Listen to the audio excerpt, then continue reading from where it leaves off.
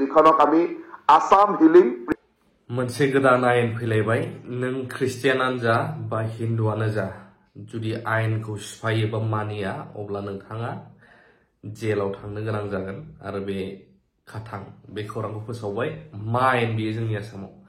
खौरांखौ फुल आपडेट होनो थांगासिनो दङ जायफ्रा नायजोबो बुजिलांगोन बिनिनो मोननैसो खौरां नोंथांमोननो होग्रोनो गोसो जायो फिन खेबसेबाव बे समाव गासैनिसिमबो अननाय आरो सिबिनायखौ बावहरनानै जोंहा इउनियन हम मिनिस्टार अमित शाहआ मोनसे खौरां फोसावदों गोबाङा मिथियो जानो हागौ बा गोबाङा मोनाखै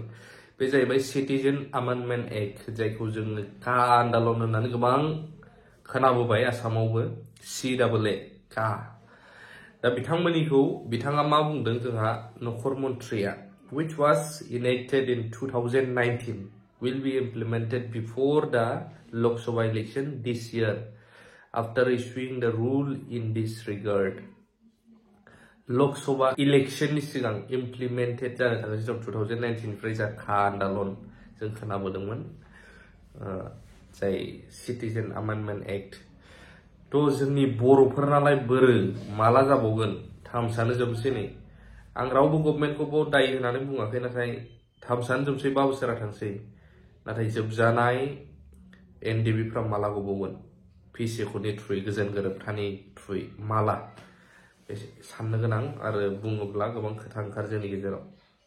जिखुनुआनो जाया मोनसे खौरां रासियान ड्रन स्ट्राइक इन खार्किभ बावहाय 7 जिउ गोमादों गोबाङा बावनानै थाबायमोन जानो हागौ इउक्रेन आरो रासियानि जुद्धआ दासिमबो जोबनानै थाङाखै सिं सिं जाबाय थानायखौ जों नुनो मोनदों हु will be next PM prime minister of पाकिस्तानाबो दा इलेक्शना जानानै थांबाय बेवहाय इमरान खानाबो फैफिनगोन नामा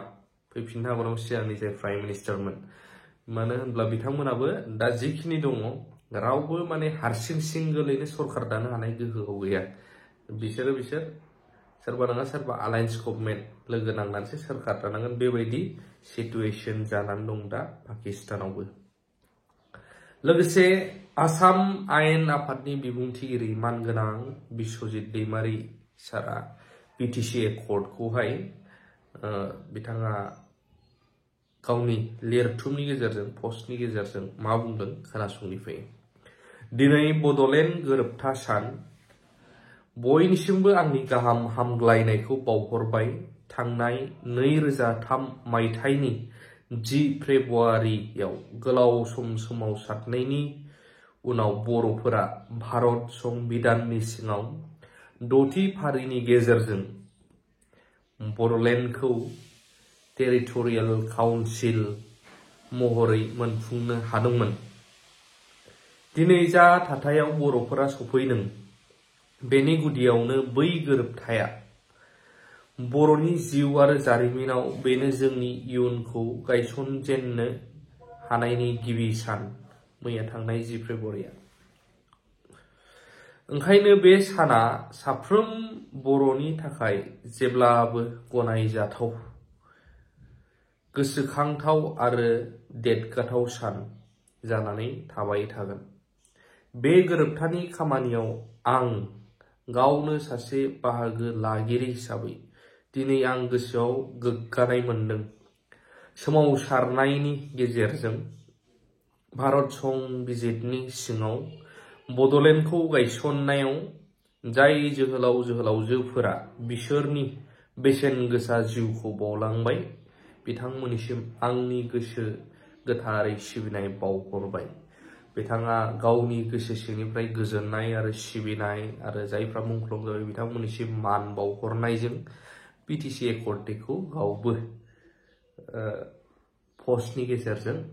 साबायखर बावदों आरो गोजोननायबो फोरमायदों थ' बेबायदिनो जोंनि बर'फ्रा गोबां खायफा एडुकेटेड दङ गोबां गोरों गोराफोर दङ नाथाय खायफाया मान होलायैखौ जों नुनो मोनदों नाथाय नैबे मोनसे एकर्डमोन दा बेबायदिनो खायफा BTRखौबो एकर्ड होनो नाथाय एकर्डब्लाबो दायो गोबाङा इन्टेलेक्चुवेलफोरा बुंनायखौ जों नुनो मोनो बे मोनसे एकर्ड नङामोन बे मोनसे एग्रीमेन्ट आरो एकर्डनि डिफारेन्सआ मा होननानै थ' बेबायदि जाथाय जाबाय थानायखौ जों नुनो मोनदों थ' जिखुनुआनो जाया जोंनि आसामाव दायो मोनसे गोदान आयेन लाबोदों आं फुल भिडिअखौबो होगोन बेनो जाहैबाय नट अनलि ख्रिस्टियान बा नट अनलि हिन्दु बा नट अनलि आदार रिलिजन गासैनिबो थाखाय बियो रावखौबो फाराग लाबोआलासे बा डिफारेन्सियेट खालामालासे नोंथाङाबो नोंबो सोरबाबो बा आंबो जेलाव थांनांनो हागौ जुदि बे आयेनखौ मानियाब्ला बे आयेनानो जाहैबाय जों गोबां समावहाय नुयो बेमार आजार जायोब्ला अजानाव लांनाय जारिनाय आरो ख्रिस्टियानफोरनिखौबो नुयो हिलिं खालामनाय प्रेयार खालामनाय बेमारनि थाखाय गोबां डिजिजफोरनि थाखाय हिल खालामनाय प्रेयार खालामनाय जों नुनो मोनो दा गुबुन गुबुन धोरोमा गुबुन गुबुन गावबा गाव दा बेफोरबायदि एबारनिफ्राय खालामबावोब्ला मोनसे एक्ट एसेम्ब्लियाव मोनसे पास खालामनाय जाबाय नोंथाङाबो नोंबो जायफ्रा बिदि खालामग्रा जेलाव थांनांनो हागौ आरो बे खाटां होननानै जोंहा फोरमायदों बे आंनि बुंनाय बाथ्रा नङा दा नोंथांमोना बिनि सायाव मा बुंनो सानो नोंथांमोना कमेन्ट होनो हागोन फुल भिडिअखौ नायग्रो आं बेनि फुल भिडिअखौ होनो थांगासिनो दङ बेखौहाय जोंनि आसामनिनो सासे मन्थ्रिया फोरमायबाय थानायखौ जों नुनो मोनदों थ' बे आयेना पास जायोब्ला एबारनिफ्राय थारैनो किसुमान रिलिजना माब्रै मा गाव गावनि खहाफोरखौ नुहुरदों नामा नोंथांमोना कमेन्टनि गेजेरजों फोरमायनो हागोन आं फुल भिडिअखौ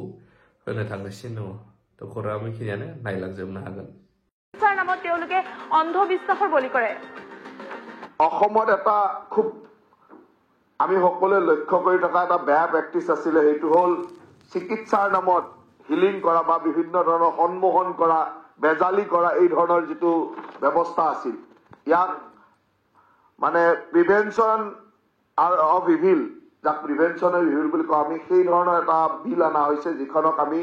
Assam healing prevention of evil practice bill 2024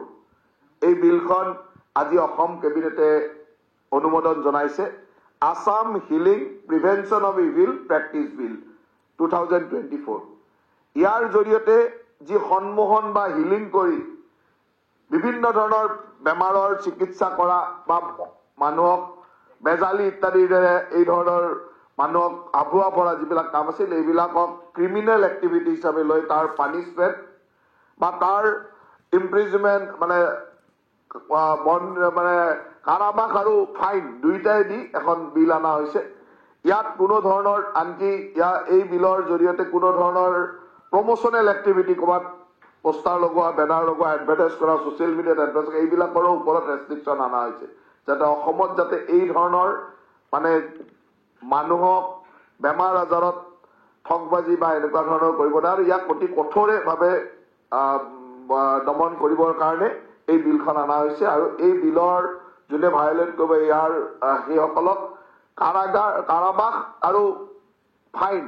জৰিমনা দুইটাই থাকিব গতিকে এই বিলখন অসমৰ কাৰণে অত্যন্ত মই ভাবো যে অসমৰ ভৱিষ্যতৰ কাৰণে অত্যন্ত গুৰুত্বপূৰ্ণ বিল